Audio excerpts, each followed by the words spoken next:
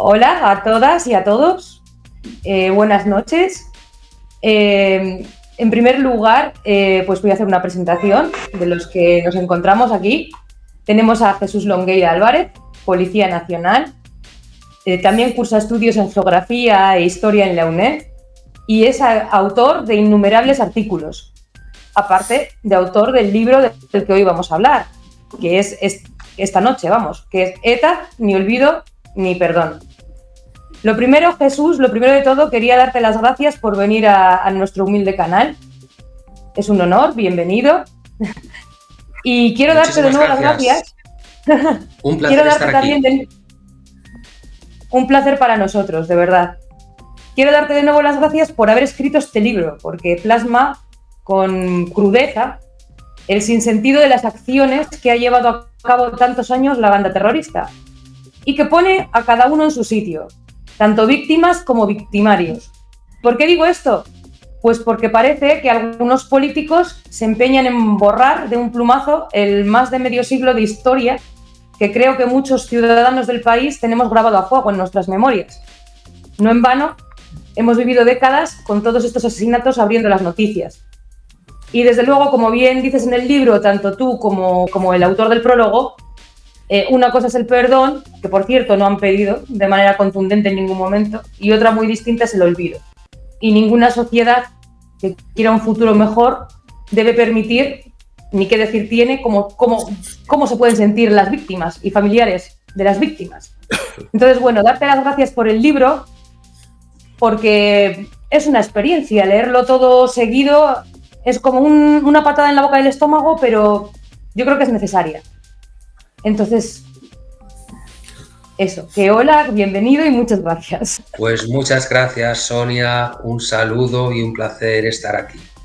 De verdad, me llena de orgullo estar hablando hoy aquí contigo, Sonia, y con Javier de la Riva también, nuestro próximo invitado. Un saludo.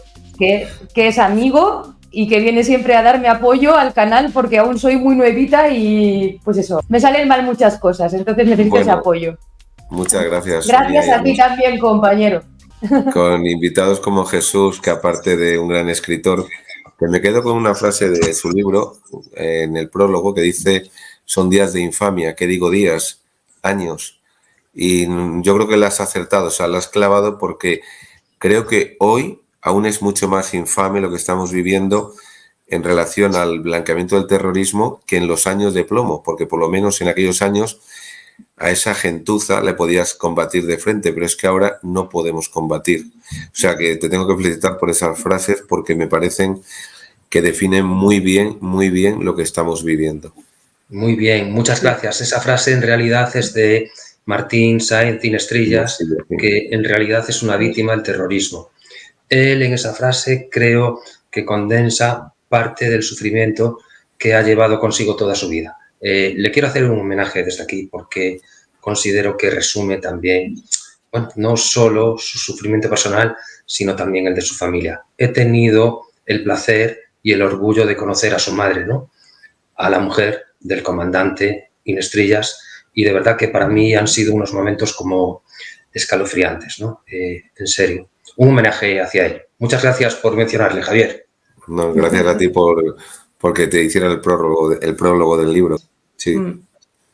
De hecho, la primera pregunta tiene que ver con el prólogo. O sea, ¿consideras como el autor del prólogo, Martín Sáenz de Inestrillas, del que acabamos de hablar, que la Ley de Memoria Histórica de Rodríguez Zapatero en el 2007 y su heredera, la Ley de Memoria Democrática de Pedro Sánchez en el 2022, contribuyen a la cancelación y al borrado de la historia?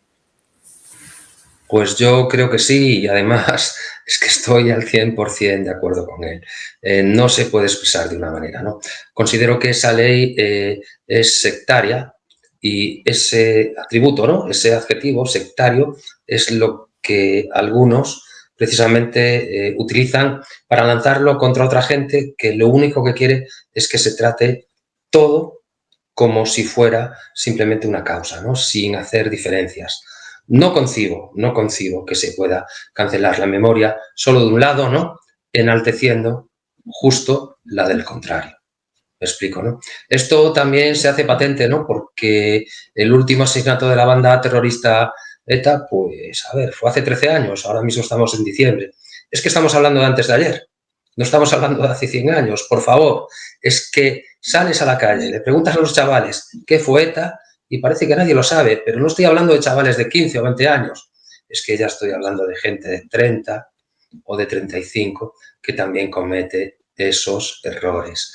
La ley de memoria histórica para mí es sectaria. Sectaria porque simplemente cancela unos hechos, ¿no? Enalteciendo los contrarios. Estoy en completo desacuerdo.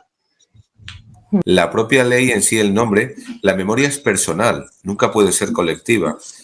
Otra cosa es que la historia se relate conforme a los hechos sucedidos, pero nadie puede decirte que puedes tú opinar o no opinar en función de la ley que te incluso prohíbe a los historiadores a investigar, a tener un juicio en función de los acontecimientos hechos. Pero lo más importante, o para mí lo más grave, es que le dan a Bildu la capacidad de decir que sí y que no. O sea, aquellos que cometieron la barbarie son los que nos dan el relato. Y dan el relato al gobierno de España. Y el gobierno de España lo hace ley y lo imprime en los libros de texto, en las televisiones, en todo esto. Entonces, tú que has estado en esa parte de España tan maravillosa, tú que has vivido y has luchado contra la banda terrorista ETA, ¿qué sientes tú cuando ves este tipo de leyes a nivel personal? Pues mira, sin más, es que cada vez que leo algún apartado de esta ley, como te digo, es que simplemente me retrotraigo al pasado, ¿no? Y recuerdo, entre otras muchas cosas, pues aquellos 4 compañeros míos que han sido asesinados, que no han tenido ningún reconocimiento y hoy, precisamente en virtud de leyes como esa, están simplemente borrándolos de la memoria colectiva, como bien dices tú, ¿no? También siento vergüenza e indignación, ¿no? Porque no se puede olvidar todo lo vivido en aquellos años. Yo debuté como policía en Bilbao en ese hoy lejano 1992, ¿no? Cuando tenía 22 años, y allí lo vi, allí noté lo que ocurría, ¿no? Es que lo vi en sus ojos, el odio y la ignorancia, ¿no?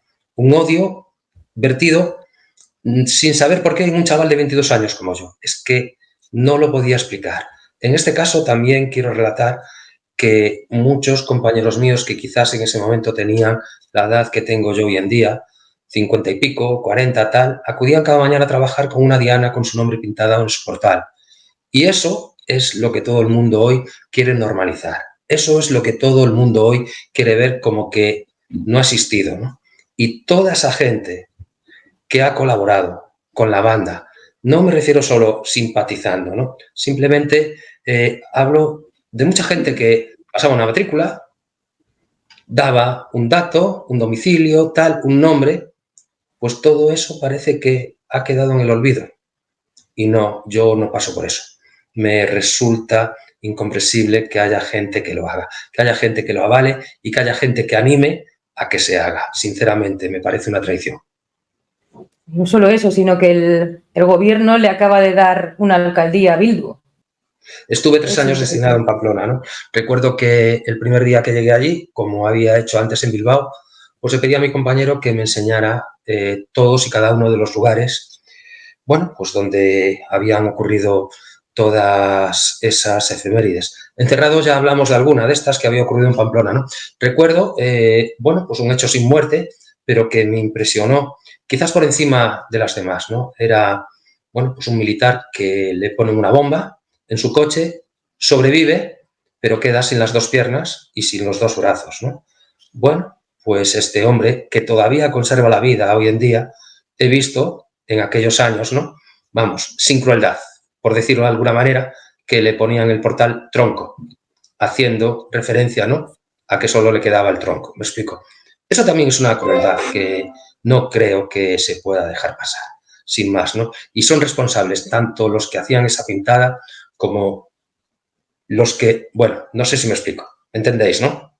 Sí, me parece lamentable que todavía haya que coger y hablar con respeto de esta gente, ¿no? Y quien le da la alcaldía también es un traidor, sin más. Pienso en las víctimas. Al hilo de lo que estabas hablando tú y Longueira, para enlazarlo, ¿cómo es posible que la banda terrorista, que en principio nace para luchar contra el anterior régimen, una vez llegada la democracia, es realmente que ellos en principio te dicen que nacen para luchar contra el régimen de Franco y tal, la libertad, el pueblo vasco y tal, pero hay un dato curioso, ¿no? Que yo y a ver cuál es tu opinión, cuando llega la democracia se intensifica de una manera brutal los atentados, la llamada época de plomo, y para mí tiene una gran, yo creo que influye mucho la amnistía del 77 y cómo está configurada la democracia española, la Constitución española, en la que reconoce las autonomías o los Länder, que es la federalización de España de una manera encubierta, así como ponernos un país casi sin capacidades de política exterior ni casi política interior. En eso tuvo mucho que ver el señor Kissinger y la voladura del primer presidente del gobierno del régimen anterior. ¿Tú cómo analizarías que pasas de esa época en la que casi la banda terrorista estaba más que controlada y con la amnistía se produce un rearme total de la banda terrorista? ¿Tú cómo lo verías, Jesús? ¿O cuál es tu opinión sobre ello? Bueno, pues es muy sencillo, ¿no? Para mí, lo que mencionaste de la ley 46-77 de amnistía, bueno, lo que otros muchos mencionaron como una ley generosa, pues yo lo veo como una ley vergonzosa. Y está claro, ¿no?, que muchos de los autores de algunos asesinatos simplemente lo sueltan y siguen matando. Estamos hablando de muchos nombres, entre ellos muchos que fueron célebres mucho más tarde. Pero es que tenemos que ir mucho más allá, porque si recordamos, el 20 de noviembre de 1975 fallece Franco. Ahí había 39 víctimas mortales de la banda. Si ellos hubieran dicho en algún momento que luchaban contra Franco, lo hubieran dejado ahí, y ya vemos que no es cierto. El enemigo no era Franco, el enemigo era España, porque luego vinieron otras 800 y pico víctimas más. La mentira está ahí, y quien defienda esto es que no sostiene nada más que una vela que se está botando. Es que es así, sin más. Pero de todas formas, Jesús, el PSOE ha aceptado que la dictadura acabó en 1983. Se puede decir ahora, pues, cualquier otra cosa que sea, pues no sé, que se haga buena, simplemente por decirlo, ¿no? Vamos a ver, el PSOE dice que la dictadura acabó en 1983, ¿no? Pero quien ha votado al PSOE en estas últimas elecciones no ha votado tampoco la amnistía. Les han engañado, ¿no? Por lo tanto, sí, que sigan votando. Sin más, ¿no? Me explico, ¿no? El otro día hablaba con un votante del PSOE, ¿no? No, es que la amnistía está muy bien, tal. Y yo simplemente le decía, pero vamos a ver, tú eres un Pedro Sánchez en miniatura. Tú no votaste nada de la amnistía, a ti te han engañado. La amnistía es posterior a lo que tú votaste. Por favor, ten un poco de dignidad. Es que es así. La mentira siempre campa a sus anchas y nunca parece que se agote. Es que siempre parece que se abre la fuente y que emana una y otra vez del mismo partido. Sin más, eso es lo que pienso yo. Que conste que todas las opiniones que estoy expresando y que expresaré a partir de aquí son a título personal, ¿eh? Nunca en nombre de ninguna corporación. Eso siempre hay que dejarlo claro. Pero lo que tú dices, de que bien dicho, de lo de la amnistía actual, que aunque no es un paralelismo, no en tema terrorismo, pero sí que tú te has dedicado a luchar y velar por la seguridad ciudadana, por el orden establecido y por la ley, ¿no? Meter al delincuente en la cárcel o ponerlo a disposición judicial. Esto abre un camino muy peligroso, porque quiere decir que hay unos señores que están legitimados, y vimos todos imágenes de cómo en Cataluña, que es igual, tuvo que salir una fiscal en helicóptero por un tejado, cómo pisoteaban coches de la Guardia Civil, cómo le quitaron las armas, y eso nos están diciendo que es legítimo. Que es legítimo, depende quién lo haga y si son necesarios para el poder. Pero eso abre un camino muy peligroso. Están diciendo que es por la convivencia. Voy a poner un ejemplo que seguramente, no sé si lo conoces tú, Sonia, pero igual Jesús sí lo conoce. Hay 7 señores que le llaman el caso Blanquerna, que entraron en una librería de Madrid al grito de Cataluña es España y se han comido 8 años de prisión por no hacer nada. No rompieron, bueno, creo que se rompió un cristal, una bomba de humo, pero no hubo mayor trascendencia. pero el separatismo le aplicó a Rajoy que les condenara duramente. De ese tema no se habla y yo, no sé tú como policía, y bueno, tú ahora estás en segunda actividad, pero ¿no te da mucha pena que tú, que hayas luchado siempre por el bienestar del ciudadano, por la justicia, por el orden, ahora resulta que depende de tu ideología, vale o no vale? O tus compañeros heridos en Cataluña y en las Vascongadas. Sí. Mira, vamos a ver, cuando un policía interviene en una situación, ¿no?, digamos, delictiva, empieza en el momento que se comete el delito, después se persigue, se detenga o no se detenga en ese momento al delincuente, ¿no? Más adelante, bueno, investigas, tal, y todo acaba cuando metes al delincuente en prisión y luego cuando es condenado. Nosotros simplemente llegamos hasta ese punto. Cuando entra la política y digamos que el partido de turno quiere hacer pues una marioneta de lo que es el Poder Judicial, nosotros ahí ya no podemos entrar. Creo que esto es lo que está ocurriendo hoy en día, ¿no? Lo vemos casi siempre, ¿no? Prácticamente se anula lo que es el Poder Judicial y es el Poder Ejecutivo, que sustituye a lo que antes eran, bueno, los jueces y todo esto. Sinceramente, no creo que esto vaya a tener un buen final, porque las veces que en nuestra historia ocurrió esto, bueno, pues ya no digo nada más. Javier me está diciendo que sí y creo que Sonia ya sabe también por dónde voy. Sinceramente, considero... El otro día estuve en Ferraz, lo voy a comentar ahora, ¿no? Bueno, lógicamente yo no fui como parte manifestante porque estaban allí mis compañeros, simplemente he visto cómo se desarrollaba todo, ¿no? He visto mucha indignación también, ¿no?, por parte de la gente, pero también por parte de mis compañeros. También gente que no participaba en las protestas, ¿no?, que, bueno, pues ya no podía pasar por la calle, estaba...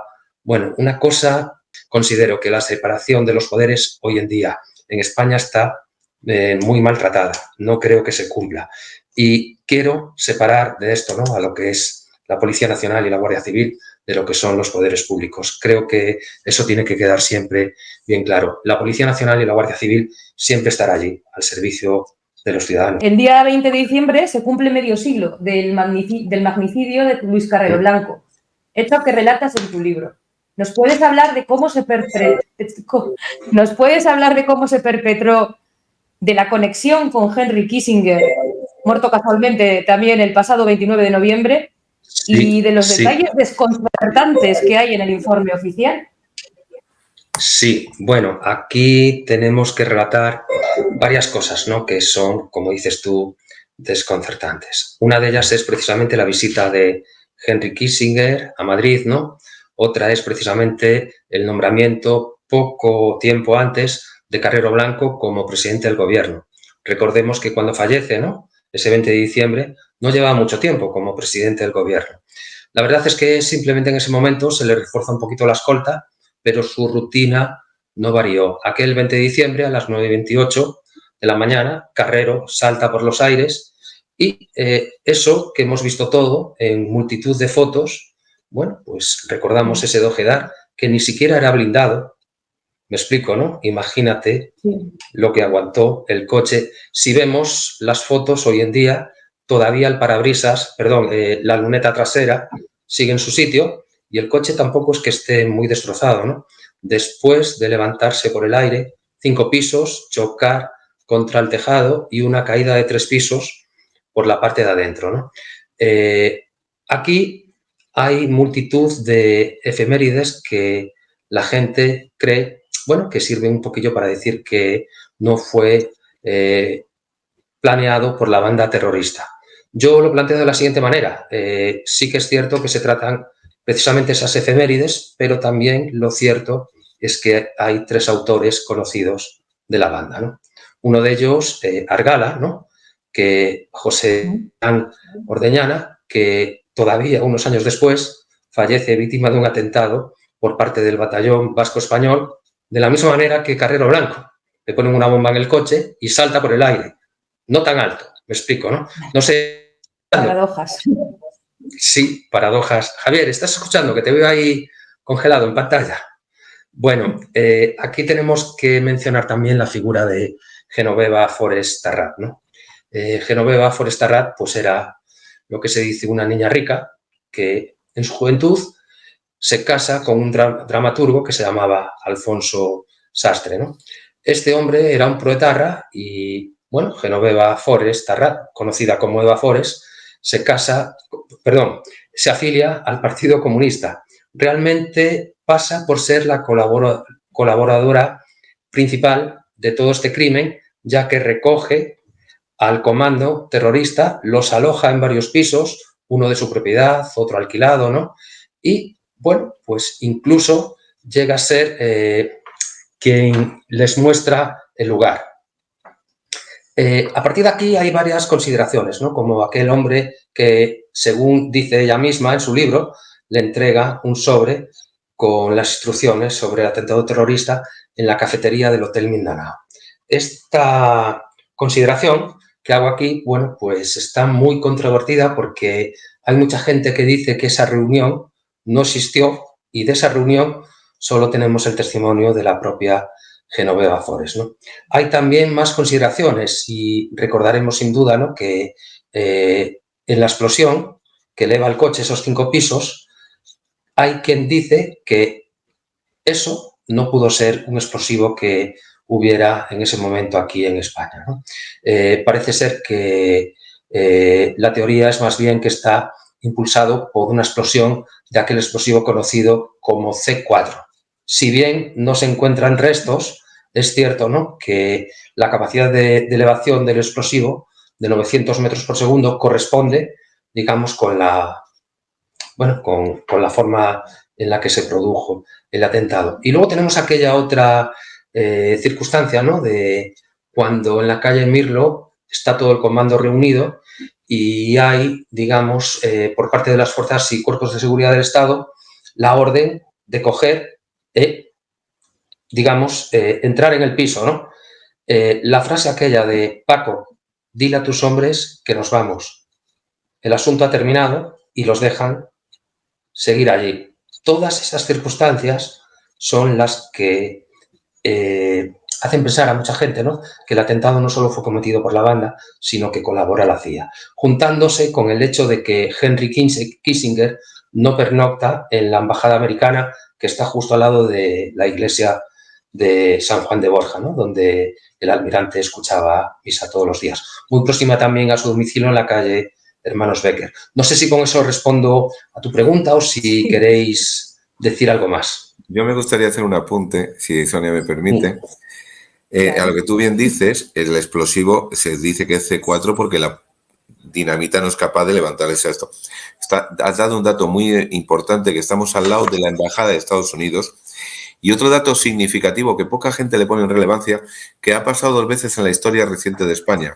Las bases militares de Rota y la base de Torrejón estaban en prealerta el día antes de que mataran al almirante Carrero Blanco, o presidente del gobierno. Pasó también cuando el 23 de febrero. O sea, los americanos sabían que tenían que, a mi modo de ver, y en base a lo que tú expones, yo creo que era necesario, o ¿cómo lo ves tú?, quitar a Carrero Blanco, que era para los objetivos de la CIA, y cambiar de régimen al régimen que ellos querían, la CIA. Carrero Blanco no hubiera permitido el abandonar la provincia 53, que es el Sáhara, desmontar el proyecto Isleros y, por último, las autonomías, que es una federación. Yo, o por lo menos es lo que entiendo cuando he leído de tu libro y mis conclusiones. Sí.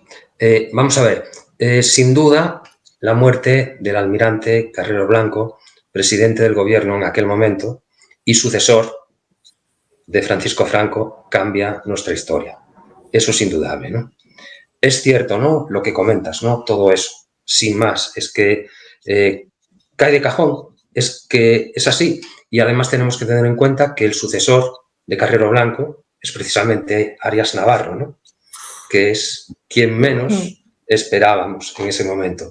Yo, sinceramente, no puedo aportar ninguna certeza, porque si alguien nos pudiera sacar de dudas, en este momento es el único terrorista que ha sobrevivido todavía en este momento, que se llama Ezquerra, ¿no? Es muy anciano y todo eso, Quizás algún día lo pudiera contar, ¿no? Si fue la CIA quien colaboró con ellos o no. Lo que sí que es cierto es que en una de los pocos casos de nuestra historia, ¿no?, en que la autoridad judicial reacciona pronto y rápido, es en este caso, porque la verdad es que mis compañeros estuvieron ahí también muy rápidos y es el fiscal general del Estado, Francisco Herrero Tejedor, quien en pocos meses tenía listo ya todo el atestado.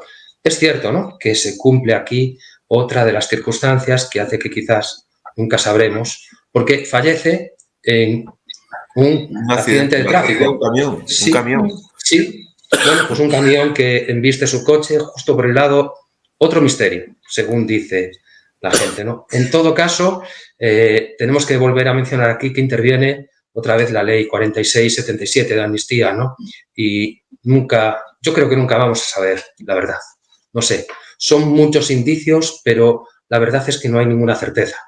Va a ser siempre una cosa que es confusa. Estoy de acuerdo contigo, que cambia nuestra historia y esos tres conceptos que dices tú, pues también estoy completamente de acuerdo. Luego ya tenemos... Sí. Siempre utiliza mano de obra local, pero eso es un atentado de manual de falsa bandera. Sí, pero es que... vamos a ver, es que es todo así.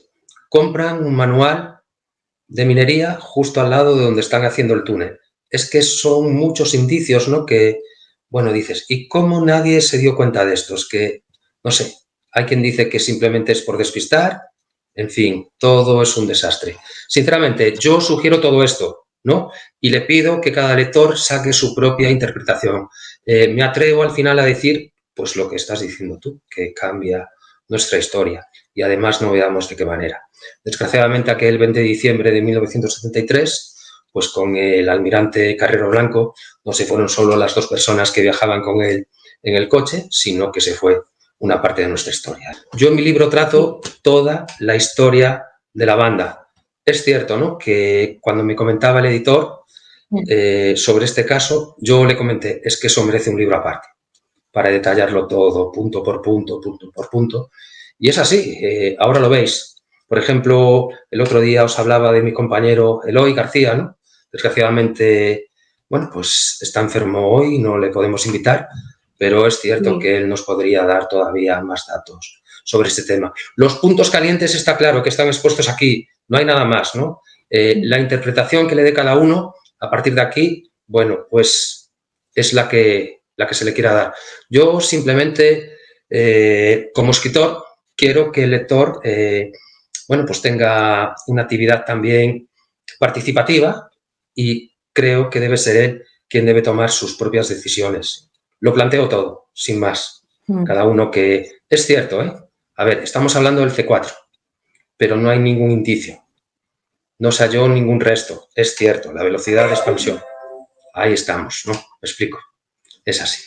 Luego en la calle Diego de León, ¿no?, que está el hombre que unos dicen que fue con un botón, otros dicen que fue simplemente juntando un par de cables, aquel cable que tienden diciendo que es del teléfono, que pasa varias fincas, varios portales, nadie dice nada, es que todo es un desastre, ¿no? Aquella raya roja en la pared. No sé si estuvisteis donde fue precisamente el atentado, en el 104 de la calle. ¿Habéis visto la altura que hay?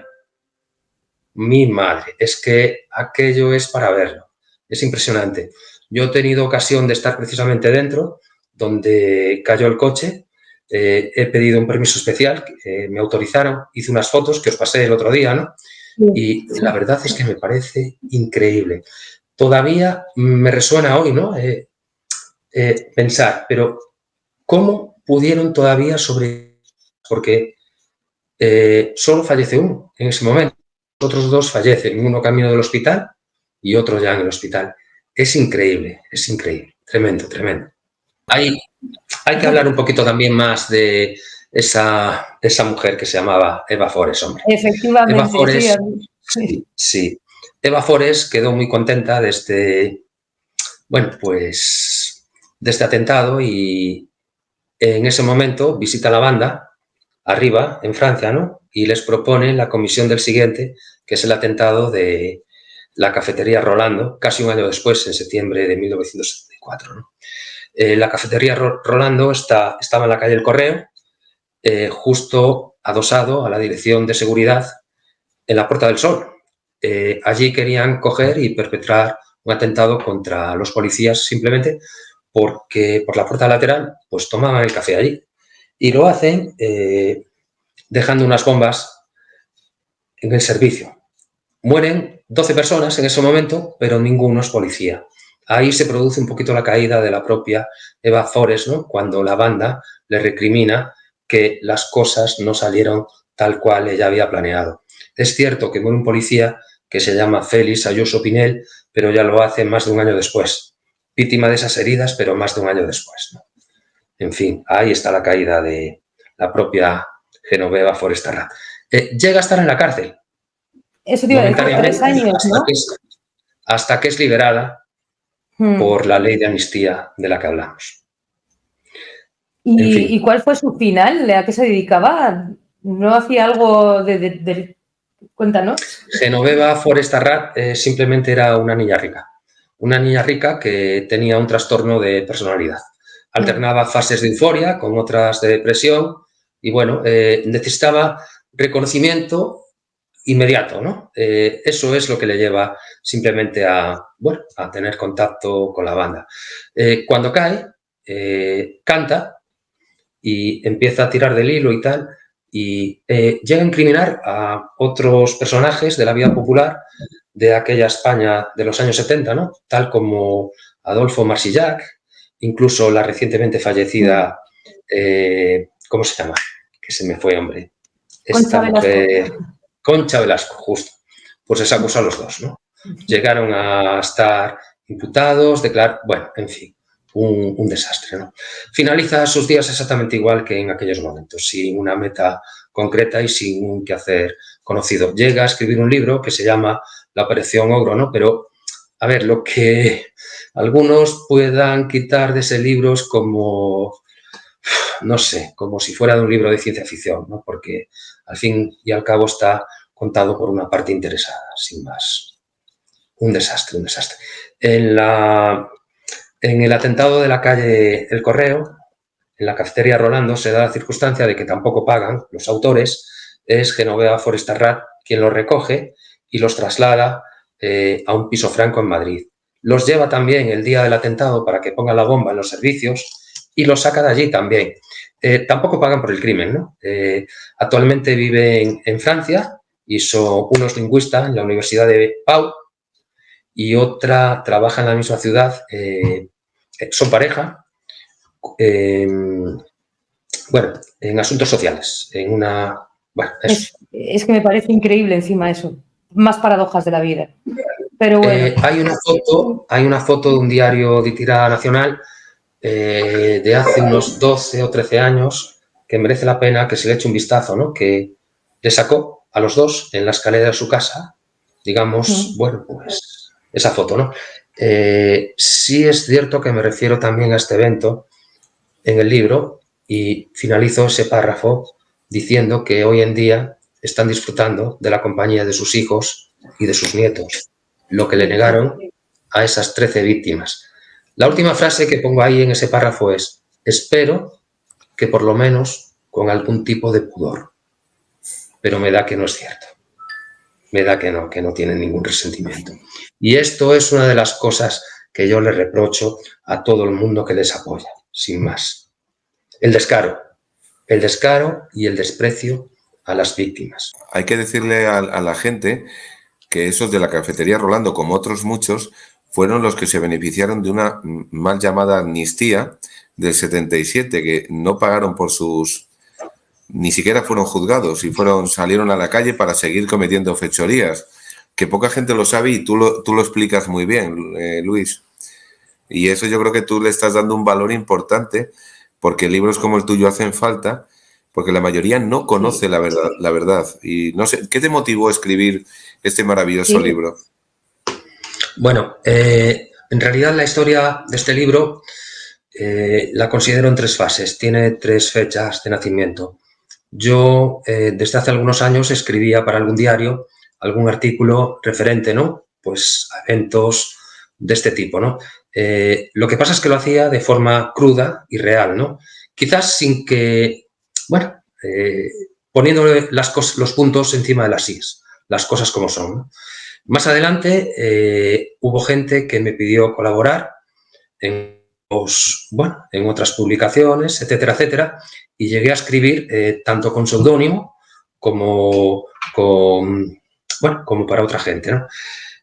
Un día me llama Álvaro Romero, que es el director de la editorial SND Editores. Yo lo recuerdo como si fuera ahora. Se produce esta llamada el 1 de febrero del año 2022, pues a las 8 de la tarde. Estaba aquí ahora mismo, donde me veis, que si hubiera estado en otro sitio hasta pensaba que sería una broma, ¿no? El hombre me dice que, bueno, pues que le encantaba el tono que le daba a los artículos y que, que si era capaz de plasmarlo en un libro. En esa misma llamada le dije que sí y le contesté además que creía que lo tenía casi al 50%, ¿no? Y así fue. Lo empecé al día siguiente, 2 de febrero, y el 22 de abril ya lo tenía acabado. Tuve la suerte de que me funcionó el ordenador viejo que me encendió, donde tenía casi todos los datos, ¿no? Otra fecha de nacimiento que es la de este libro es cuando yo tenía 11 años, porque mi hermano también era policía y sufre un atentado. Sobrevive, ¿no? Pero ahí es cuando me hizo a mí clic el asunto y artefacto, tipo anillo, onda expansiva, conceptos como ese me empezaron a resonar en la memoria, ¿no? En la mente, y a partir de ahí prácticamente pues lo escuchaba en el telediario cada 2 o 3 días, ¿no? Y bueno, pues la tercera fecha es cuando me planto en Bilbao con 22 años y allí veo lo que ocurría, ¿no? Es que tomas conciencia de lo que pasa. Ya no es solo la gente que está en la banda, es la gente que les apoya, que les da soporte, ¿no? Y tal. Ese odio que ves en sus ojos, esa ignorancia, así fue. Tú eres de Bilbao, Sonia. Y la gente que callaba por miedo también. Sí, ¿no? gente que callaba por miedo. Gente que callaba por miedo mientras caían los muertos en la calle de atrás. Sí. Hasta que le tocaba a ellos también en ocasiones, ¿eh? Ojo, que esto también hay que valorarlo. Me explico, ¿no? Y como, por ejemplo, como Policía Nacional, ¿qué sientes por los más de 300 casos sin resolver? Y por la poca voluntad que parece que hay de que sean resueltos. Esos más de 300 casos que están sin resolver, hay quien dice que le pone la cifra de 379, pero en realidad es mentira. Es mentira porque la mayor parte de todos los asesinatos están sin resolver. Mucha gente y el Ministerio del Interior considera que un caso está resuelto cuando condenan a uno de los autores, que puede ser el encubridor, el que pasa la información, y ya dicen que está resuelto. Pero cuando un caso está resuelto es cuando se condenan todos los autores. Si no, no está resuelto. Y si te pones a repasar todos los casos de esa manera, ves que casi ninguno está resuelto al 100%.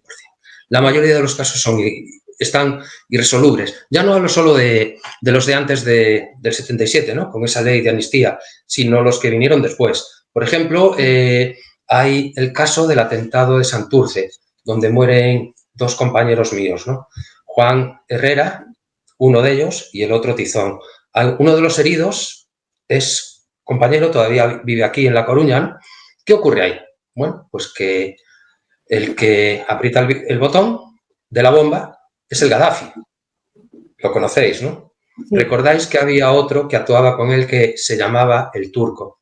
Este atentado está sin resolver porque Gaddafi en el juicio dijo, no, esto lo hizo todo el otro, el que murió. Ya está, no pagó. Cuando en realidad, habiendo estado en prisión tantos años por otros delitos, es que hasta resultaba para él un poco honorable, no decir, pues sí, fui yo, lo hice de esta manera, hombre, simplemente para que la familia pues tuviera un descanso, etc. Es que, no sé, es así. Bueno, pues ese atentado, por ejemplo, se considera resuelto, pero no lo está, porque no pagó nadie. Por no hablar de muchos otros. ¿Crees que algún partido político impulsará la reapertura de los casos y se reparará a las víctimas de una vez y será justicia? No lo creo. No lo creo. O todos al final todos harán lo mismo y irán para otro lado. Es que... Es muy difícil, es muy difícil. Para mí no creo que actualmente haya ningún partido que esté en condiciones de gobernar que vaya a impulsar una medida así. Repito, ningún partido que esté en condiciones de gobernar. No me refiero a la totalidad de los partidos. No sé si diferenciáis de lo que estoy hablando. No creo que le resulte, pues, por decirlo de alguna manera, económicamente viable para sus intereses, sin más, ¿no? Y, a ver, hay que ver que desde aquellos hoy lejanos 80, pues es cierto, ¿no?, que cada vez que hubo un partido en el poder, pues sí que de una manera o de otra se favoreció pues algún tipo de amnistía, de negociación, y en esta negociación, pues quizás se metió por medio, digamos, como, bueno, vamos a ver, recordamos el caso Faisán, ¿verdad? Sí. Sí, ¿sabéis en qué consistió realmente el caso Faisán? Primero voy a relatar un poquito lo que ocurrió en el verano del 98. Esto es otra cosa diferente. En el verano 98 se decreta por parte de la banda una tregua. Una tregua, ¿no?, digamos, para negociar lo que se produjo más adelante, que era el fin de la violencia. Efectivamente, se empezó a hablar, tal, no sé qué, pero esa tregua se da por finalizada año y medio después, y el primer atentado que hubo después de eso es el 21 de enero, ya del año 2000, con el asesinato del coronel Blanco en Madrid, un coche bomba, ¿no? Vale, ¿qué particularidad se da aquí?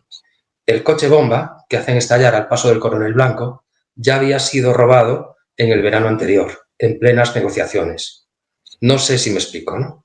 Por una parte, se negocia con la banda, pero por otro lado, se deja que se rearmen. De modo que, bueno, no se investiga tanto, o no se hace esto, o lo que sea. En el caso Faisán ocurre exactamente lo mismo. Había una negociación y, bueno, pues de repente hay una entrada a un piso para acoger a un comando, ¿no?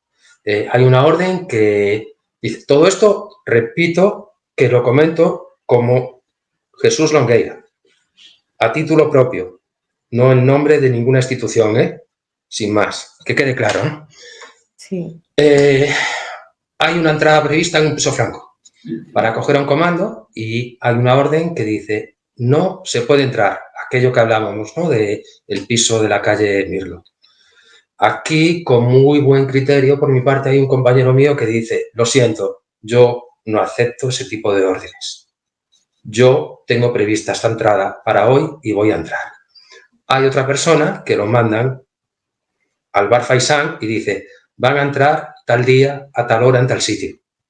Claro, cuando entran ya no está el comando, ¿me explico? En eso consiste el caso Faisán.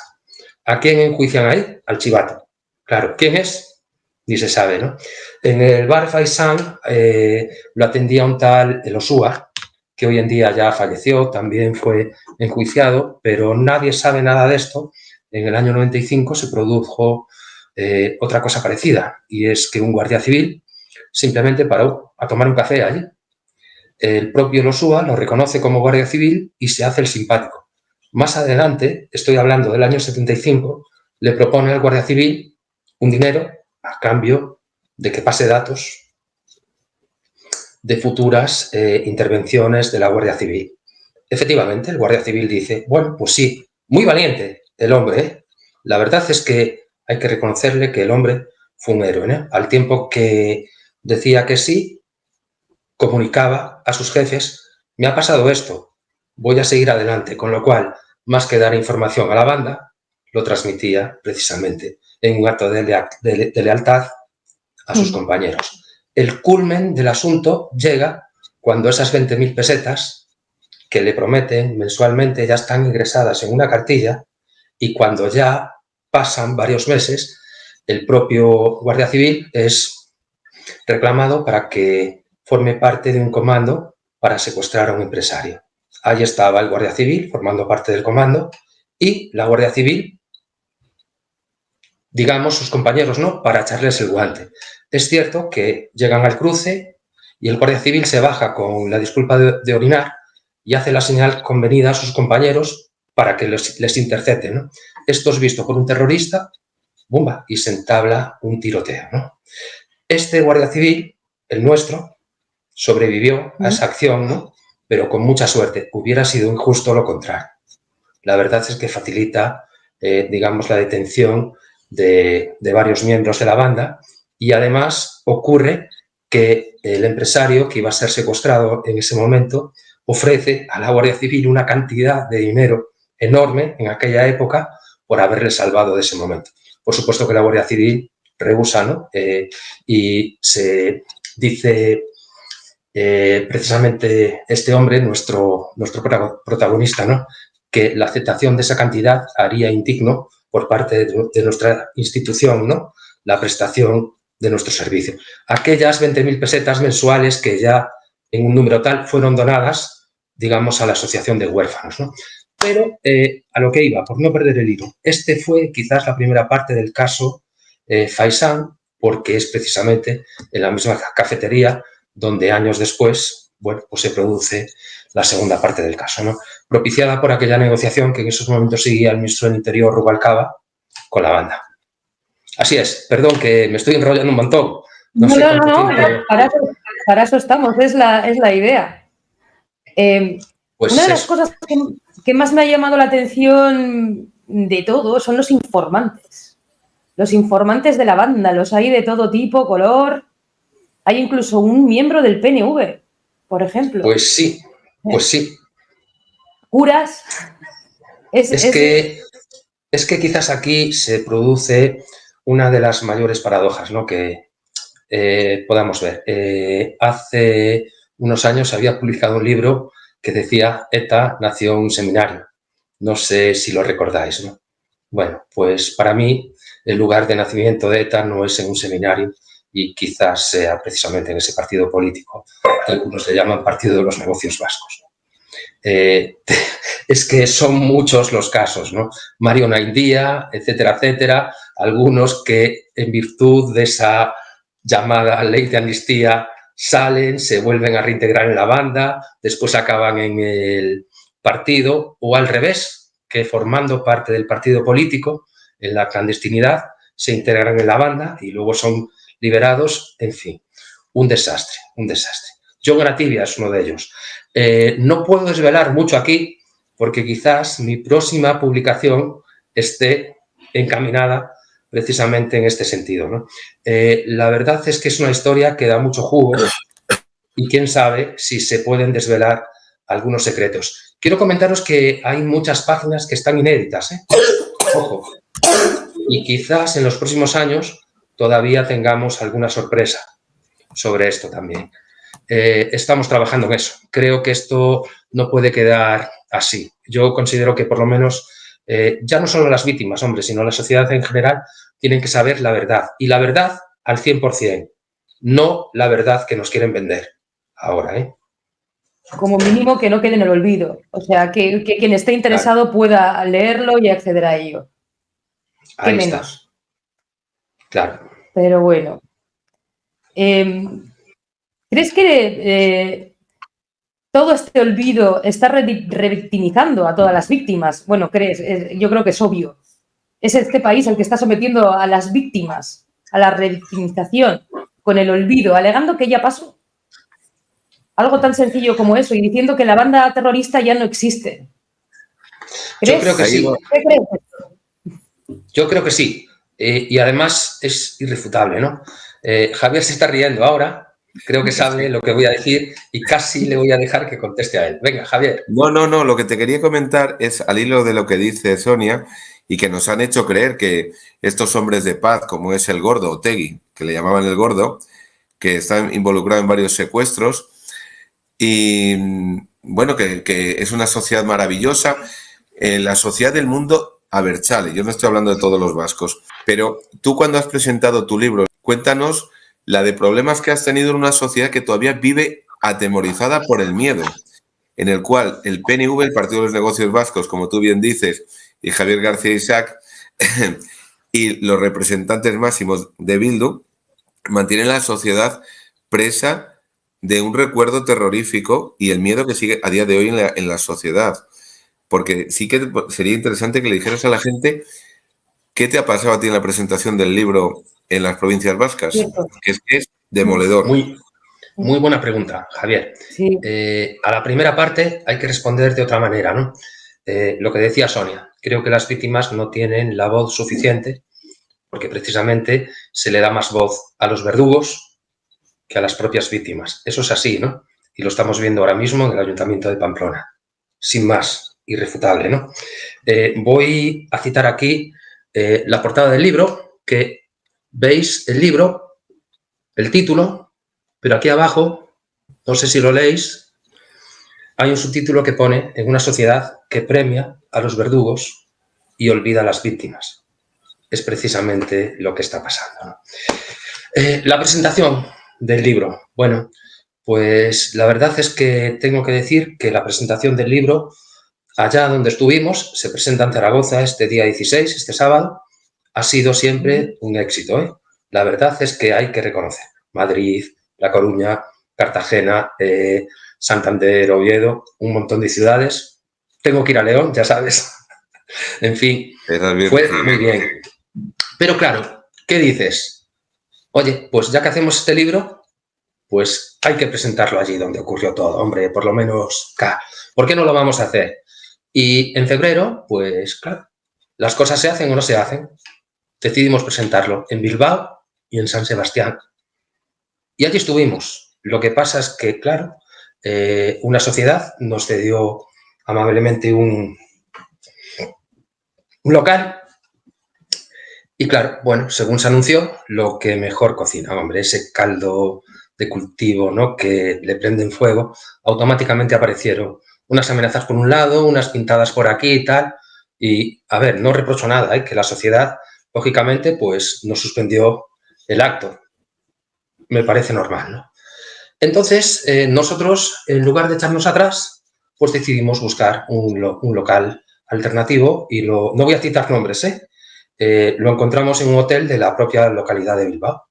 Bueno, pues, lógicamente, unos días antes se anuncia, tal, no sé qué, ¡pumba! Lo mismo, al día siguiente, el local, que si de la dirección de Madrid, mires, que no podemos, tal, así hasta en 3 ocasiones.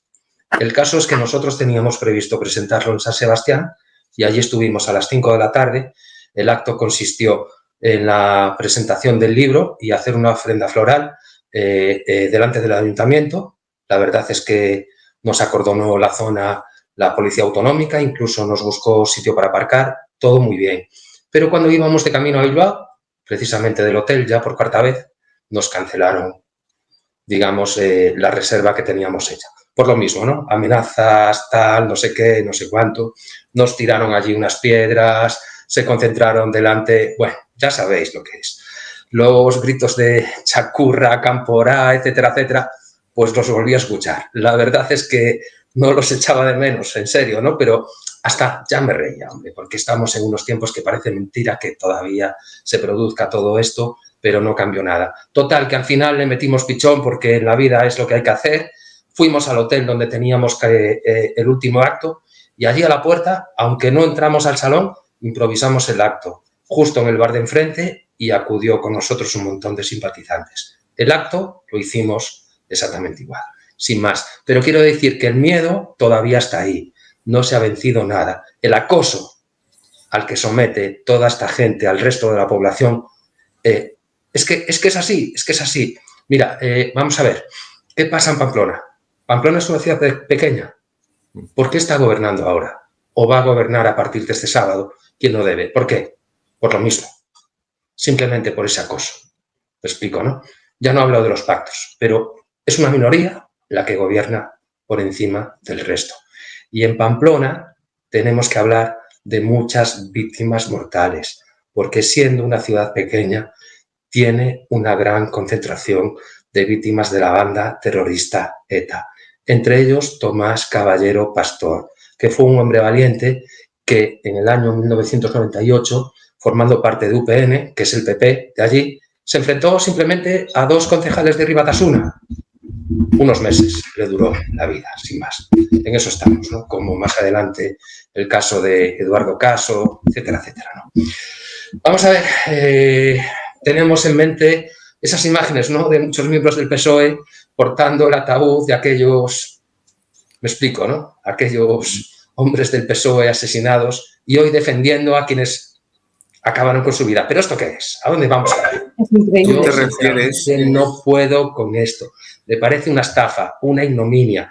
Y quien apretó el gatillo en su momento tuvo responsabilidad. Quien les dio soporte lo tuvo también, y quien les mete en las instituciones también tiene hoy en día una responsabilidad. Cuando hablas de Tomás Caballero Pastor, te refieres al hombre que dijo: debemos plantar cara no solo a los asesinos, sino también a quienes les jalean, les apoyan y nunca les condenan. Me estoy refiriendo a los miembros de HB. Gritaban mucho en la calle porque es fácil. Hoy en día ya sería Bildu. ¿Te referías a este hombre? Efectivamente, sí señor, al mismo. El mismo que unos meses después de pronunciar esas palabras, bueno, pues fue ajusticiado por la banda terrorista ETA, ¿no? De 2 tiros en la nuca, cuando arrancaba con su coche. Aquí se da una circunstancia que más adelante, yo estaba destinado en Pamplona, le compré un coche al hijo de él, ¿no? Yo ni lo sabía, en serio, ¿no? Bueno, pues simplemente cuando vi que el coche era de Tomás Caballero Pastor, por supuesto que le di un abrazo al hijo, ¿no? Me identifiqué ya como policía y le pregunté si era el mismo coche donde le habían asesinado. Él me dijo que no, que era otro coche, pero sinceramente yo se lo hubiera comprado igual. De verdad, me parecía, no sé, surrealista todo aquello, ¿no? Entre otras muchas cosas, me contó que todavía tenía que soportar en su puesto de trabajo de parte de sus propios compañeros que le exigieran dar dinero para el turrón de los presos. Me explico, ¿no? De los asesinos de su padre. Entre otras muchas curiosidades. Hubo un suceso, digamos, asociado a esa cadena de eventos. El ayuntamiento le dedicó una calle y precisamente el primer día que estaba de servicio en Pamplona estaban haciendo unas pintadas en la plaza. Unas pintadas deshonrosas, hombre, y fuera de lugar. Porque cuando alguien está muerto, ya lo mataste. Es que ya no tienes que seguir matándolo una vez más ni otra. Decías tú de la victimización secundaria y terciaria. Pues cogimos a los responsables. El caso es que en el juicio, quien les defendía era un abogado de la banda que se había sacado la carrera de Derecho en prisión, y este hombre no era ni más ni menos que el sobrino de José Ulayar, antiguo alcalde de Echarri, Aranaz, y había estado cumpliendo condena precisamente por ser encubridor de los asesinos de su propio tío. Me explico, ¿no? Con lo cual se da la circunstancia de que estamos hablando de los homenajes, ¿no? En este caso, el homenaje se produce justo en el lugar donde matan a este hombre. Uno de los autores es su propio sobrino y además está presente la viuda viéndolo por la ventana, porque es justo todo inmediato. ¿A dónde vamos a parar? Me explico, ¿no? Es que esto no puede ser. Negándole, además, el espacio, el mismo espacio que le dejan a sus asesinos, negándoselo para hacer un homenaje al propio asesinado. Es que esto no tiene ningún sentido. No puede ser, no puede ser. Hablando de las presiones, yo vivo en Bilbao. Ya veremos a ver si no me llaman a mí también de todo después de ver este vídeo. Pero oye, realmente pues creo que... Y para ti será un orgullo. En serio, de verdad. Si te llaman algo, algo, Sonia, tienes que coger a algún representante del Partido Socialista Obrero Español que está en el gobierno de España y apoyando al gobierno vasco y decirle que si esta es la normalidad a lo que nos han conducido, a esta sociedad sin miedo. Sí, maravilloso todo. Es una pasada. Hablando de los socialistas, también tenía aquí en alguna pregunta claro, es que yo soy bastante nueva en todo esto, pero el Mario Oniandía, o sea, nos sorprendemos por los 44 pues expresos de ETA con delitos de sangre en Bildu, y resulta que ya ha habido uno en el PSOE, uno que fue amnistiado. Sí. Espera, es todo surrealista. Yo es que con el libro, la verdad, me he quedado a cuadros. Pero es que hubo muchos, ¿no? Sí que es cierto que se llevó un poco al extremo en estas últimas elecciones de mayo, cuando se presentó un montón de expresos a las elecciones municipales. Pero es que esto viene siendo norma habitual. Josu Ternera. Perdón, no sé si me escucháis. Sí. Josu Ternera, sí, en el Parlamento Vasco, precisamente haciéndose cargo, ¿no?, de los derechos humanos. Ahí es nada, ¿no? Ya está. ¿Quién estaba con él como compañero de escaño? El mejor, Otegi, Arnaldo Otegi. ¿Recordáis esa foto, no? Así estamos, sí, sin más. Es lo que hay. Josu Ternera, que tenía vista en la Audiencia Nacional en enero de 2024 para responder por multitud de crímenes. No va a venir, porque de Francia no le dan la extradición hasta que cumpla con los asuntos que tiene allí pendientes. Esas son las cosas que hay. Jamás pagará por sus crímenes, porque por mucho que queramos hacerlo venir, tiene ya 73 años, creo, es que es imposible. Tan pronto venga, alegará pues cualquier enfermedad que surja oportunamente sobre la marcha o, pues no sé, que le duele una rodilla o algo así, y ya será causa suficiente, ¿no?, para que lo escarcelen.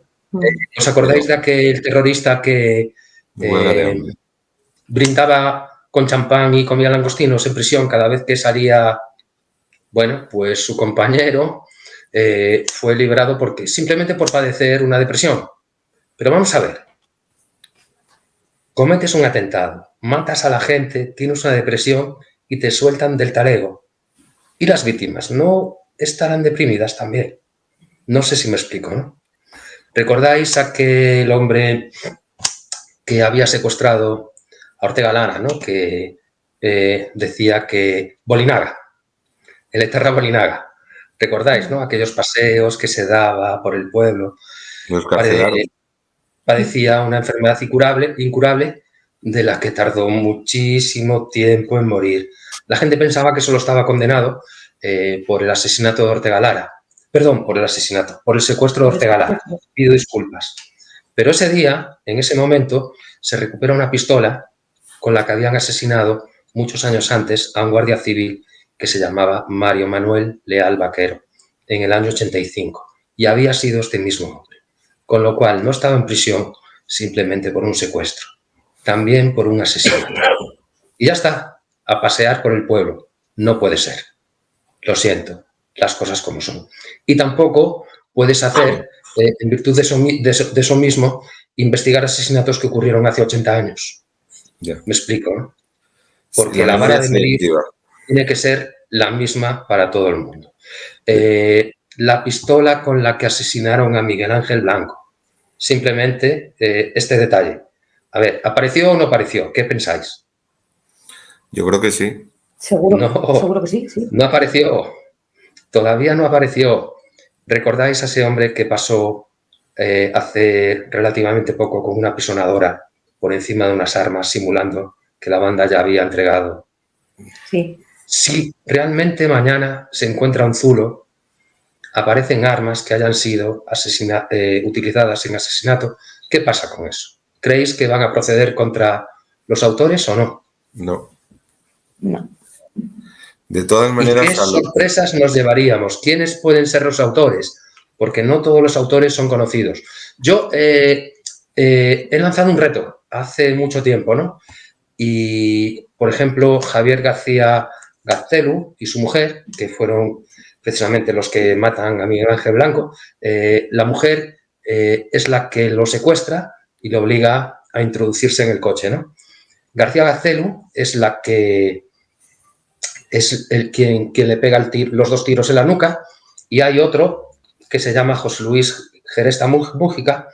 Ese no pagó por sus penas, es quien le da un golpe y le obliga a arrodillarse. Este se suicidó 2 años después, ¿no? Pero tanto García Gaztelu como su mujer van a estar en casa antes de las Navidades del año que viene y van a tener un homenaje. Estabais hablando de esto hace un rato, ¿no? Veremos a ver lo que pasa entonces. Javier, Sonia, ahora yo que soy el entrevistado, voy a hacer de entrevistador y os voy a hacer una pregunta a vosotros y quiero que la respondáis. Vamos a ver, el final de ETA ha sido ya.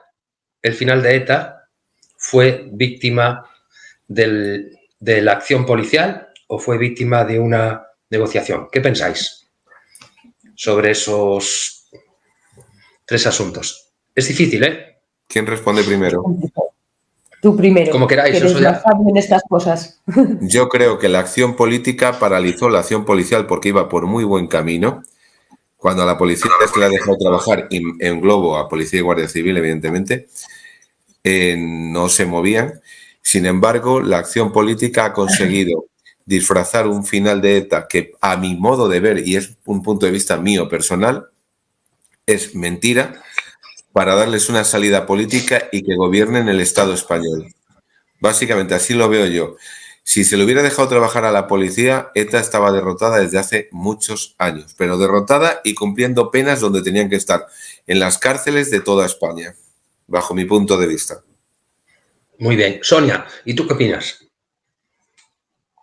Pues yo pienso que el final de ETA, como solo han sido las armas, o sea, realmente siguen estando en Bildu, en otros partidos, y me parece lamentable que esto se permita. Eso es lo que yo pienso, o sea, y me hace daño cada vez que lo veo, sinceramente. Pues sí, estoy de acuerdo con vosotros. Yo quisiera añadir que es cierto que ETA estuvo derrotada policialmente en varias ocasiones, ¿no? Ya no hablo de los años 90, sino que me quiero retrotraer a mucho antes. Sí que es cierto que estuvo acabada y es cierto que si hubiera empezado otra vez, simplemente hubiera sido mucho más fácil, ¿no? Neutralizar esos inicios. Sé que la salida, es lo que pienso yo, que se le ha dado, ¿no?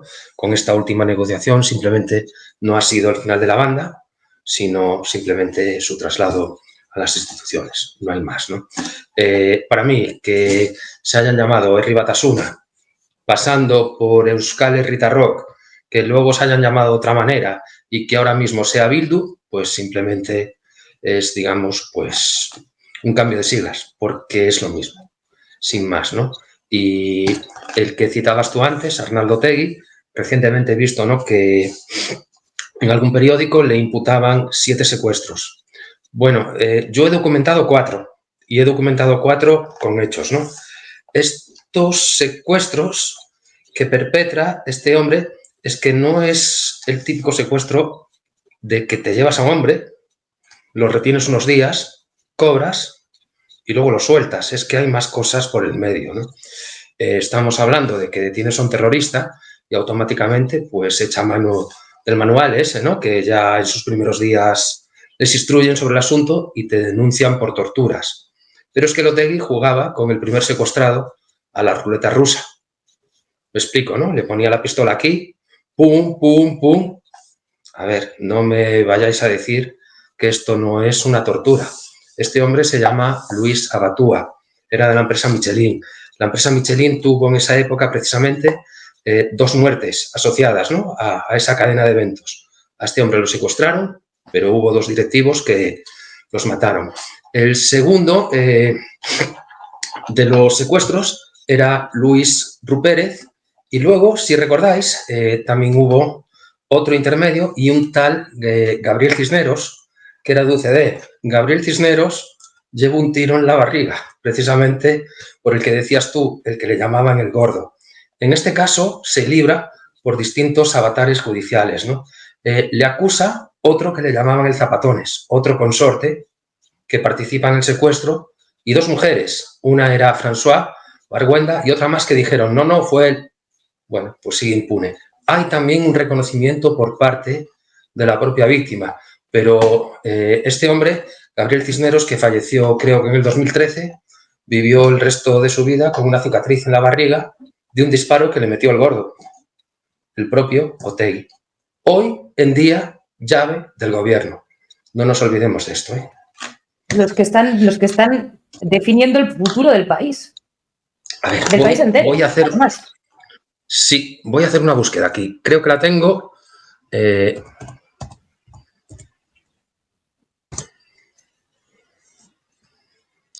A ver si la encuentro por aquí. Si la encuentro, comparto pantalla. Sí. Vale, a ver si... Sí, claro. Bueno, la gente, ¿dónde puede comprar tu libro? Que sé que está editado por SND Editores, que es muy asequible, por 22,99.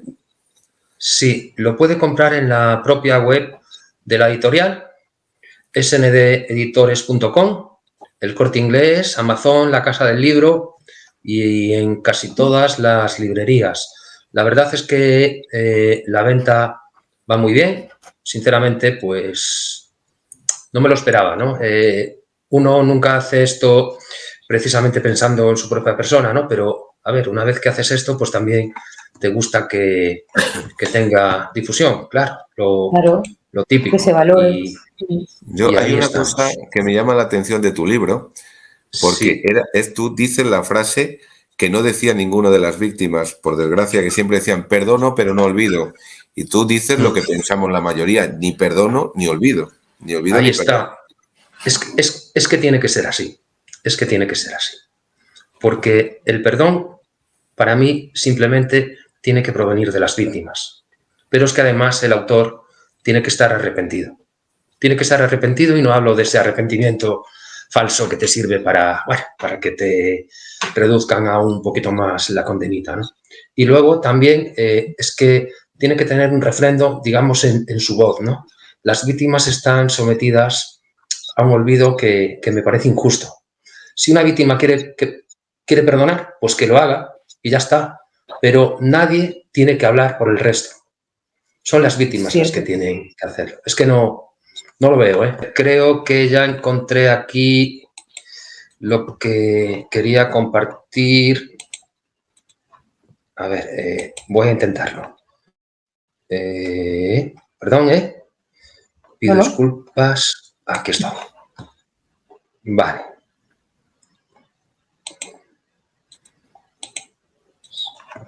A ver.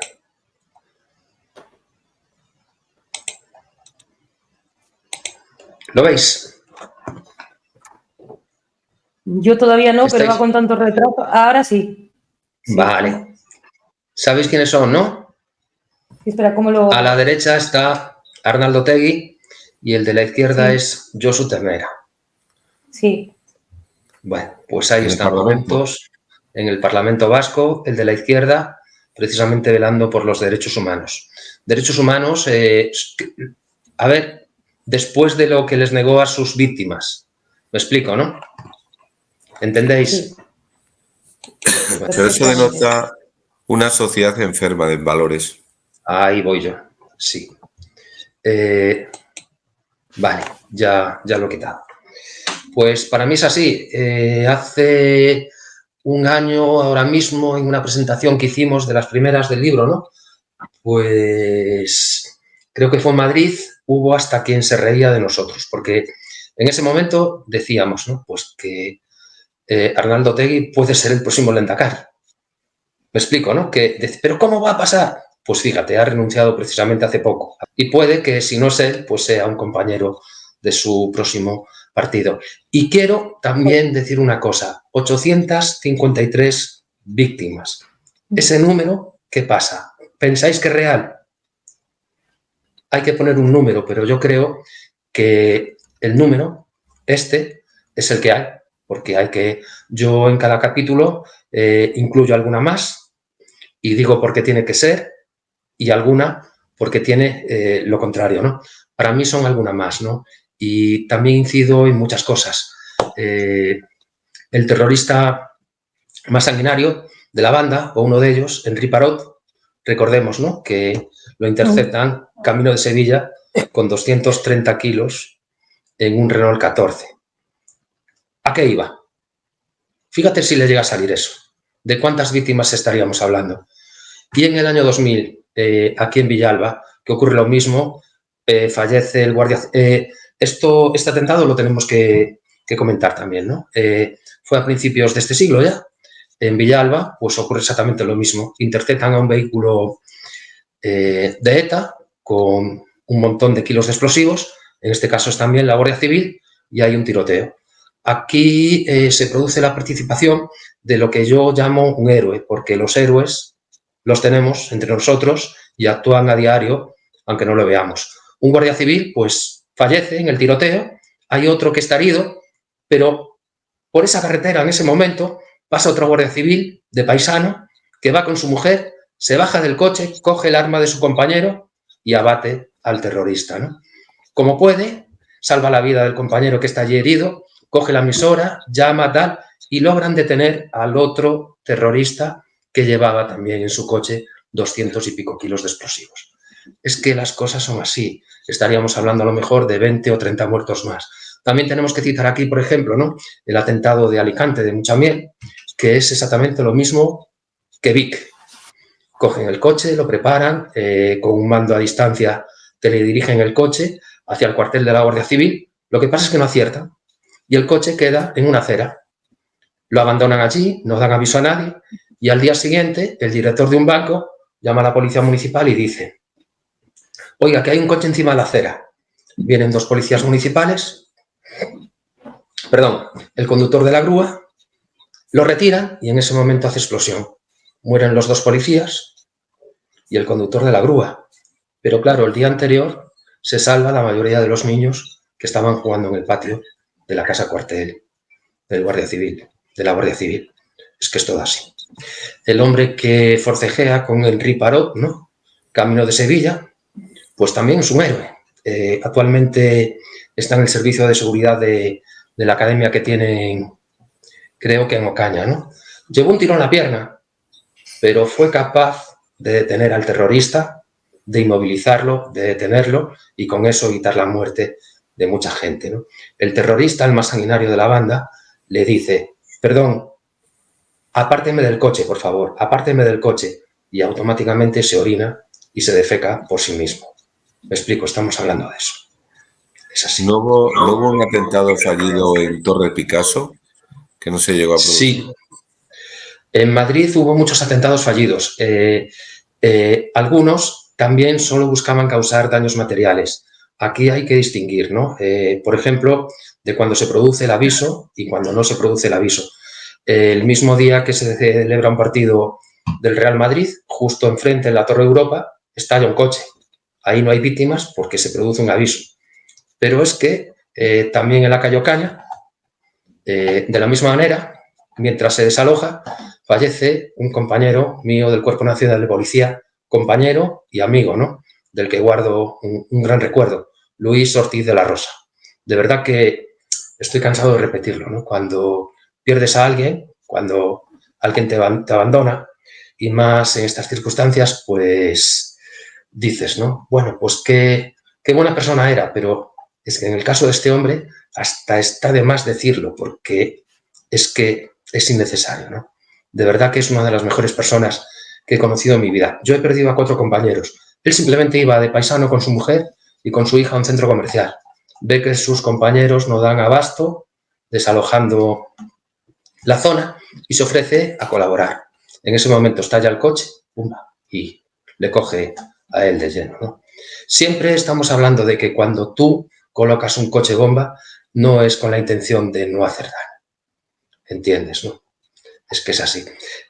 Podríamos estar hablando aquí horas y horas y horas de los atentados que fueron, de los que no fueron, de los que fueron y que les salió mal, porque no nos olvidemos que la mayoría de los atentados estaban encaminados a causar muchas más víctimas de las que consiguieron, y precisamente nos tendremos que centrar aquí ahora en el de Hipercor, porque con 21 víctimas mortales es el atentado con mayor víctimas. Pero ¿a quién querían matar ahí? O sea, un coche con 200 kilos de gasolina, pegamento y escamas de jabón incluidos, un sábado por la tarde en un centro comercial, y solo mueren 21 personas. Me explico, ¿no? El atentado contra el Corte Inglés de Valencia. Muere una persona solamente, pero ¿qué quieres causar con eso, no? En el atentado de Hipercor se dio la circunstancia, ¿no?, de que en un primer momento solo fallecen, creo que ahora, 13 personas, 13 o 14. Las otras personas fallecen pasados varios días, ¿no? Por quemaduras. Imaginaros el suplicio que padecieron todavía en esos últimos días, ¿no? Hay mucha gente que quedó con heridas ya de por vida, ¿no? Y se dio el caso en este atentado, ¿no?, de una mujer, una dependiente del Corte Inglés, que estaba embarazada ya en muy avanzado estado de gestación. Bueno, pues sobrevive, pero da luz más adelante y su bebé jamás disfrutó del sentido de la audición ni del habla, precisamente por la explosión. Es que son cosas así que, no sé, no creo que... Bueno, ya hay el título, ni olvido ni perdón, se acabó, ya está. No me entra en la cabeza que sea de otra manera. El libro, en un principio, lo voy a mostrar otra vez, ¿eh? Sí. Se iba a llamar, lo que pone aquí en el subtítulo, ¿eh? Una sociedad que premia a los verdugos y castiga a las víctimas. Lo que pasa es que justo un poco antes de que saliera a la venta, hablé con el editor y le dije yo, oye Álvaro, a ver, y esto de ni olvido ni perdón está cogido, porque si no está cogido, lo cogemos nosotros, hombre, y precisamente así es la historia del libro. Sin más, es lo que hay. No sé, me parecen unas palabras, ya no es que sean sonoras o que no, si la primera vez que las escuché fueron de boca del hermano, bueno, las pronunció Enrique Mújica, ¿no? El día que mataron a su hermano. Y a mí me pareció que con esas pocas palabras, pues expresaba precisamente lo que yo pensaba y lo que pensaba la mayoría de la gente. Yo no creo que sea, pues, ético, a ver, ni siquiera higiénico realizar homenajes a estos asesinos. Son asesinos, no hay que tratarlos de otra manera y no merecen esto. Ni ellos merecen ese homenaje, ni las víctimas merecen ese olvido. Porque me parece, no sé, es que ya no solo el hecho de organizarlos, sino el hecho de permitirlos, me parece... En estas últimas elecciones se presentó por las listas de Bildu José María Torre Altonaga, ¿no? Causó bastante escándalo. Era uno de los autores de... Bueno, recordáis aquella cadena de sucesos, ¿no? Asociados a la central nuclear de Lemóniz, que causan 5 muertos. Recordaréis también a la mujer de José María Ryan, ¿no? Que había sido secuestrado, rodeada de sus cinco hijos, ¿no? Y dicen, por favor, no maten a mi marido, por favor.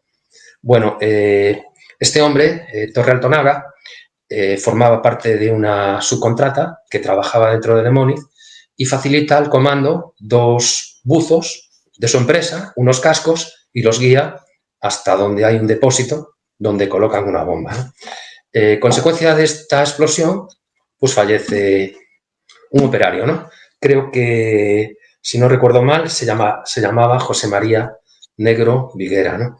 Bueno, el revuelo que se causa en estas elecciones, aún decía yo en una entrevista que me hicieron para una televisión, sí, está bien, pero es que este hombre ya se presentó por Euskal Herria Rock en el 2011 y en el 2013 por el mismo partido. Simplemente no salió elegido.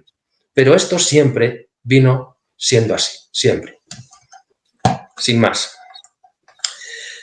Parlamentarios de HD, parlamentarios de Euskal Herria Rock, concejales, es que han sido muchísimos los condenados, formando parte de la corporación o pasando a formar parte de ella una vez que cumplen sus condenas, ¿no? O que son liberados, ¿no?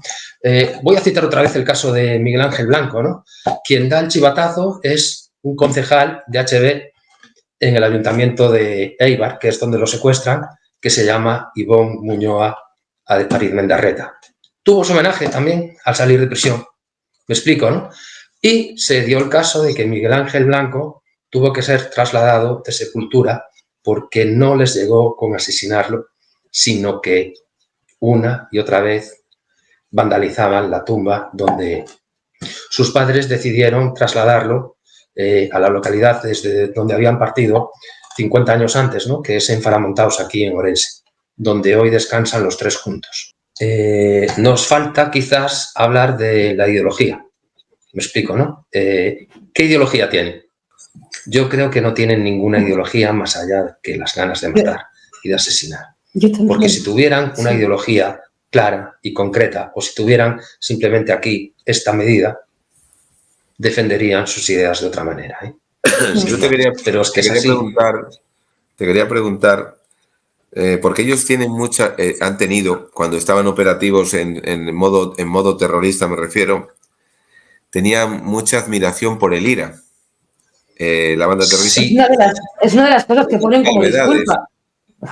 Sí, pero ¿Cómo legal? Se enfrentaba con el ejército cara a cara. Pero aquí, no. Vamos a ver, siempre esta es una muy buena pregunta, pero es cierto que ya me la han hecho varias veces.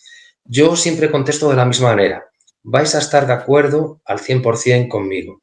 No se puede comparar nunca la violencia de la banda terrorista ETA con la del IRA. Primero, Euskadi no existió nunca. Irlanda fue un país. Me explico, ¿no? Pero aquí no hay nada que comparar, sin más. Ellos sí que quieren compararse con ellos porque les interesa, pero no se puede comparar para nada. Aquí viven de una mentira, porque es una parte del territorio que nunca existió. Sin más. El castellano se habló antes en Vitoria que en Madrid. Vitoria era de Castilla.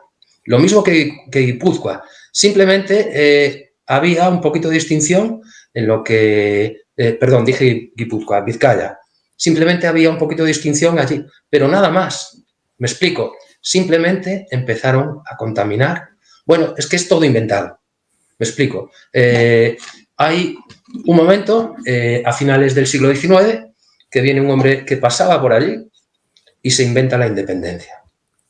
Bueno, coge, empieza tal, tiene una agencia de publicidad y es lo que está funcionando hasta nuestros días. Pero es que hasta entonces no hubo nada. Y nada. Vamos a ver.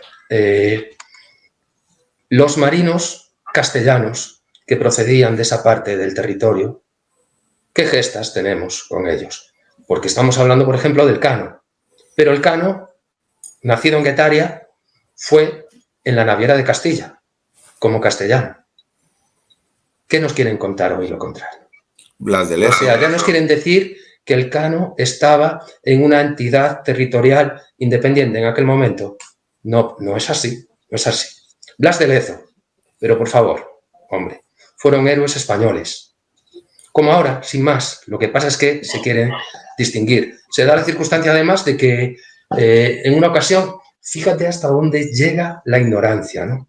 Cuando en 1519 Núñez de Balboa descubre el Pacífico y le pone como nombre Mares del Sur, ¿no? Bueno, una persona, en un momento determinado, ya hace mucho tiempo, me decía que ese hombre era vasco, porque se llamaba vasco. Me explico, ¿no? La ignorancia llega hasta ese punto. Le digo yo, ¿pero cómo puede ser tan ignorante, joder? Que ese tío era de Extremadura, coño. Es que no, es que todo lo tergiversan, todo. El IRA no tiene nada que ver con la banda terrorista ETA. Yo no estoy justificando la violencia del IRA, pero la violencia de la banda terrorista ETA se basa en una mentira, en una falacia, desde el primero de sus días hasta hoy en día.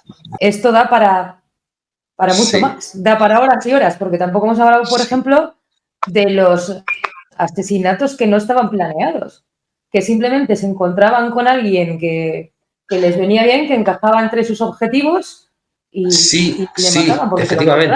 Esa es otra cosa que me ha dejado si nos damos cuenta, ¿no? El primer asesinato planeado de la banda es el de Melitón Manzanas, pero justo cuando estaban planeando su asesinato es cuando se cruza en su camino José Antonio Pardines Arcay, aquel 7 de junio de 1968, ¿no? ¿Recordáis aquel evento, no? Bueno, pues es así.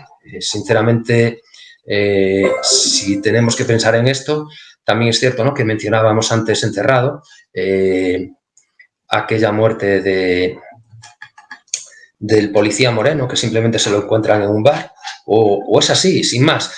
Hay otros actos en los que hay que incidir también, ¿no? Y es que hay momentos que la banda simplemente transmite a sus comandos esta instrucción.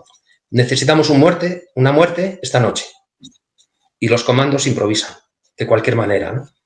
No es simplemente que estén esperando meses y meses tratando de planear un atentado, tal, no sé qué. Muchas veces ocurre así. Y salen a la calle y al primero que encuentran, pues, tac. Se dio el caso, se dio la circunstancia, ¿no?, de que en una ocasión, ya a finales de los años 70, no recuerdo ahora el nombre, tenían previsto matar a una persona. Esta persona se libra por los pelos, por pura suerte, en varias ocasiones. Unas veces porque no pasa por donde estaba, otras veces porque estaba de viaje, pero en una fiesta simplemente pasa por delante del piso franco de los terroristas. ¿Le reconocen? Estaban allí, como era verano, tomando el sol, ¡pumba! Ahí está, ahí se lo llevan por delante. Sin más. Lo que decías tú, Javier, de los atentados de Atocha, del Pozo del Tío Raimundo y de alguna estación más en el año 2004, también me parece muy importante puntualizar aquí que ya la banda terrorista ETA hizo lo mismo en 1979 con una cadena de atentados en el aeropuerto de Barajas, en la estación de Atocha y en la estación de Chamartín. En esa cadena de atentados hubo varios muertos en cada una de las estaciones. Fue básicamente lo mismo. Abandonan una bomba no en el tren, sino en la consigna de la estación y explota, digamos, pasados un tiempo, cuando ellos ya están en lugar seguro, en casa, ¿no? En este caso, un buceador, un jubilado, un policía que estaba libre de servicio, bueno, pues fue así. Repito, que siempre estamos hablando de atentados en los que se quiere causar muchas más víctimas de las que finalmente se causan, porque si pones, digamos, una bomba en un aeropuerto, lógicamente es para coger a mucha más gente, ¿no? En fin, eso. No sé, creo que me estoy enrollando. Decid vosotros algo, venga. Venga. Sonia, di algo. Sonia, te voy a hacer yo una pregunta. A ver. Yo ya no sé. ¿Fuiste partícipe en Bilbao de algún atentado? ¿Lo viviste de cerca? No. No. No. Gracias a Dios, bueno, no. Me alegro. Me alegro. Pero sí que tengo Javier? El recuerdo de lo que te he dicho. De los telediarios constantemente con asesinatos que no tenían ningún sentido. Y bueno, luego ya cuando he leído tu libro y he visto los motivos que daban por cada asesinato, todavía he visto que era todavía más, aún más sin sentido. Y esos 22 niños asesinados, que eso es siempre tenemos que tenerlos en la memoria. Me explico, ¿no? Niños a veces de 2 años, a veces de 10, otras veces de 8. Entre ellos yo quisiera destacar, ¿no?, aquel hombre que coge, bueno, se llamaba Fabio Moreno Asla, lo coge el padre en sus brazos, así, y se le cae a trozos. Me explico, ¿no? Un niño de 2 años. Quiero también desde aquí rendir un homenaje a todos mis compañeros, hombre, porque sinceramente creo que cumplieron siempre y en todo momento de la mejor manera posible y con valentía, siempre, ¿eh? Muchos de ellos, ya os decía al principio en privado, ¿no?, que acudían a trabajar cada mañana, cada tarde y cada noche con la diana con su nombre pintada en su puerta, ¿no? Un homenaje. Sí, por mi parte, por supuesto. Hacia ellos, ¿eh? 4 amigos. No hablo de conocidos. También quiero rendirles un homenaje particular a todos ellos. Y allí estaremos cuando haga falta. Siempre, sin más. Creo que las fuerzas y cuerpos de seguridad del Estado de España, a ver, lo voy a hacer extensible también a las policías autonómicas. Considero que el tratamiento que se les da no es suficiente recompensa para los méritos que, bueno, que sean, bueno, de los que se hacen acreedores a lo largo de los años, ¿no? 209 guardias civiles, 100 y pico policías, 89 militares, es que es así. Sinceramente, un homenaje a todos ellos, sin más. Pero en el atentado de Sabadell, que lo hablábamos antes encerrado, ¿no? Es el atentado, bueno, lo tengo que citar, es el atentado más numeroso que se produce contra el Cuerpo Nacional de Policía y fallecen 6 de mis compañeros, ¿no? Iban a un partido de fútbol y, bueno, pues se da la circunstancia que tras la explosión el coche es retirado al depósito municipal, todavía con los cuerpos de varios de mis compañeros en el interior, porque era imposible excarcelarlos allí mismo, ¿no? No se suspendió el partido. Fueron incapaces las autoridades, me explico, ¿no?, de suspender el partido. Simplemente sustituyeron a mis compañeros muertos por la Policía Municipal de Sabadell y ya está. Eso me parece lamentable y lo reprocho hoy en día desde aquí a quien fuera. Y el que me quiera decir que hicieron bien, desde luego es que merece lo que merece. Es que es así, sin más. Bueno, pues comentaremos aquí alguna circunstancia también especial, ¿no? Quizás para terminar, porque igual ya se hace muy largo, pero la primera víctima que se le atribuyó a la banda es la niña Begoña Urroz Ibarrola, ¿no? Que fallece en 1960 en la estación de Amara de San Sebastián. Sobre esto hay mucha controversia porque unos dicen que fue la banda terrorista ETA y otros dicen que fue el Directorio Revolucionario Ibérico de Liberación, DRIL, que se llamaba en aquel momento. Es cierto que hubo muchos indicios de reconocimiento por parte de esta banda y yo en el asunto, bueno, pues lo zanjo un poquito con unas palabras, ¿no?, que más adelante pronunció un político que se llamaba Ernest Lluch, que fue ministro del PSOE en la época de Felipe González, en el primer gobierno, allá por el 83, y más tarde asesinado ya en el siglo XXI por la banda de canallas, que hoy le da soporte precisamente los compañeros de Ernest Lluch, ¿no? Él decía que había sido la banda terrorista ETA, ¿no? Es cierto que en 2013 se desclasifican un montón de documentos y sale a la luz varios reconocimientos que hubo, digamos, en comercios adyacentes, incluso en el mismo sitio donde compraron la maleta que explotó, ¿no?, de varios miembros de la banda terrorista. Yo les atribuyo este atentado a ellos.